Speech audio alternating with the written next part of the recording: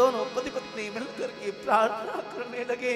9 पुत्रियां हुई, पर प्राणनाथ अब तक आप न पधारे, आप कब आओगे?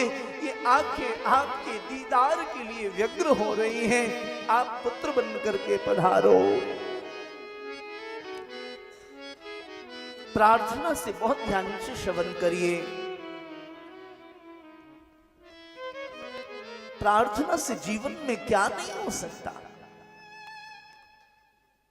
भगवान ने स्वप्न दिया, ऋषि आप व्यथित न हो, ये 9 पुत्रियां आपके जीवन में आई हैं, ये कोई और नहीं, ये साक्षात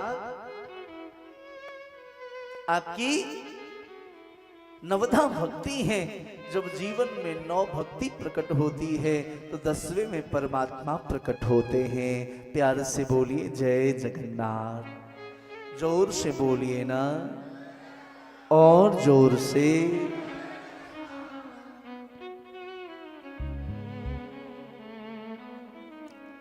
भगवान सुखदेव कहते हैं परीक्षित से समय व्यतीत हुआ और इन्होंने एक सुंदर पुत्र रत्न को जन्म दिया जिसका नाम रखा है कपिल। बोले कपिल देव भगवान की। इनका नाम रखा है कपिल। ऋषि कपिल जो हैं ये सांख्य शास्त्र के प्रवर्तक हुए। शांति पूर्वक थोड़ा विराजें सब लोग।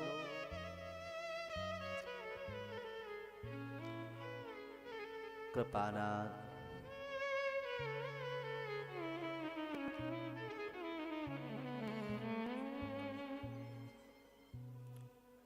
ऋषि कर्दम ने प्रस्थान किया है वन में भजन के लिए, तप के लिए प्रस्थान किया है। जैसे ही प्रस्थान किया देवहूति रोने लगी, कैसे जीवन जियोंगी? बोले आपको ऐसे पुत्र की प्राप्ति हुई है जो आपकी सदैव रक्षा करेंगे, आपको जीवन जीने का मार्ग प्रशस्त करेंगे, दिग्दर्शन करेंगे। हृदय गदगद हो गया।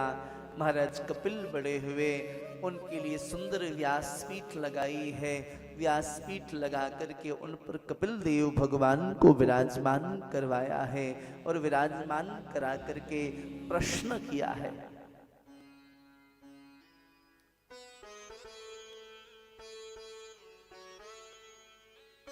सरकार, सुखी कौन है, दुखी कौन है, जीव क्या है, ब्रह्म क्या है, माया क्या है, आत्मा क्या है, परमात्मा क्या है, मैं कौन हूं, आप कौन हैं? कृपया हमारे मन में जो संशय है इसकी निवृत्ति करें। हृदय गदगद हो गया भगवान कपिल देव का। बोले मां, आपने यह प्रश्न अपने लिए नहीं अपितु जगत के प्रत्येक जीव के कल्याण के लिए आपने यह प्रश्न किया है। आपके इन समस्त प्रश्नों का मैं उत्तर दूंगा मां, क्योंकि इन प्रश्नों को श्रवण करके प्रत्येक जीव का कल्याण होगा। मां, संसार यह दुखालय है और दुखालय में आकर के सुख की कामना करना हास्यास्पद है। जो भी आता है इस पृथ्वी पर, जो भी आता है दुख होता ही है। चाहे वह साधारण गृहस्थ हो, संत हो, ब्राह्मण हो, विप्र हो, राजा हो, रंक हो, कोई भी क्यों न हो, सबके जीवन में पीड़ा है मां। इस संसार में ऐसा कोई भी प्राणी नहीं जो अपने हृदय पर हाथ रख करके यह कह सके कि हां मैं सुखी हूं।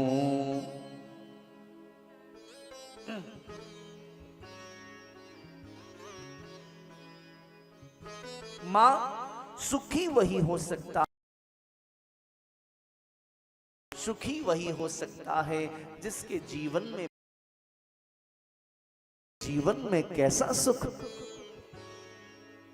जीव जब भक्ति करता है तो परमात्मा उसके अनुकूल हो जाते हैं, और जब वह अनुकूल हो जाते हैं तो उस जीव के जीवन के जो शूल हैं वो शूल भी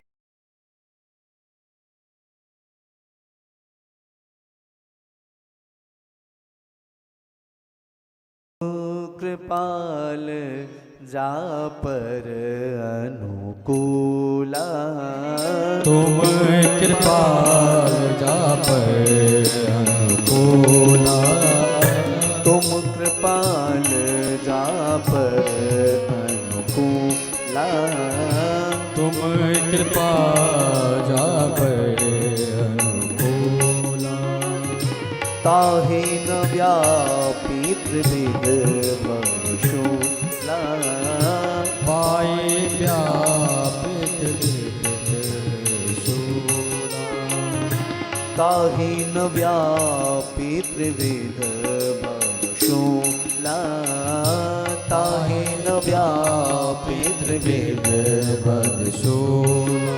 जो परमात्मा के अनुकूल हो जाता है माँ, उनको ये भवशूल नहीं सताते, उनको ये भवशूल पीड़ित नहीं करते। आप हमारी बहनों को तो देखो माँ, उनके जीवन में कहां कोई शूल है। 9 बहनें हमारी, कला, अनुसुईया, श्रद्धा, हविर्भू, गति, क्रिया, ख्याति, अरुंधति, शांति, ये 9 बहनें। और मां आपके तप के प्रभाव के कारण, पूज्य पिताश्री के तप के प्रभाव के कारण उनको तपस्वी पति प्राप्त हुए, और हमारी 9 बहनें अपने पतियों के साथ साधना में संलग्न हैं। मां वो सुखी हैं। जो साधना के पथ पर चलता है वही सुखी हो सकता है। आप देखो, हमारी जो सबसे बड़ी बहन है कला, उनका विवाह मरीचि के साथ में हुआ, कितने प्रसन्न है। प्रथम पुत्री जो देवहूति की है उनका नाम क्या है? कला। उनका विवाह ऋषि मरीचि के साथ में हुआ। दूसरी पुत्री का नाम है अनुसुईया। माँ, हम अपनी बहनों, अपनी पुत्री से, मेरी बहनों से शिक्षा लो माँ। बहन अनुसुईया ऋषि अत्रि के साथ कितना प्रसन्न है, क्योंकि दोनों साधक हैं, साधना के मार्ग पर आगे बढ़ रहे हैं। हमारी तीसरी बहन है श्रद्धा। इनका विवाह अंगिरा के साथ में हुआ, ये भी प्रसन्न है। हमारी चौथी बहन है हविर्भू। इनका विवाह ऋषि पुलस्त्य के साथ में हुआ, यह भी प्रसन्न है। मेरी 5वीं बहन है गति। इनका विवाह हुआ ऋषि पुलह के साथ जीवन जी रही हैं। मेरी 6ठी बहन का नाम है क्रिया। इनका विवाह ऋषि क्रतु के साथ में हुआ, ये भी आनंदित है। मेरी 7वीं बहन है, उनका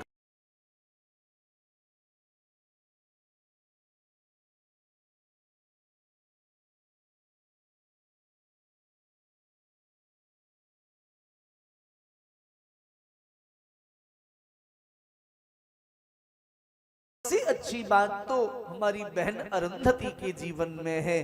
देखो ऋषि वशिष्ठ के साथ वो कितने प्रसन्न हैं।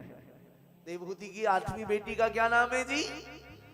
अरुंधति। उनका विवाह हुआ ऋषि वशिष्ठ के साथ में, कितने प्रसन्न चित्त हैं वो।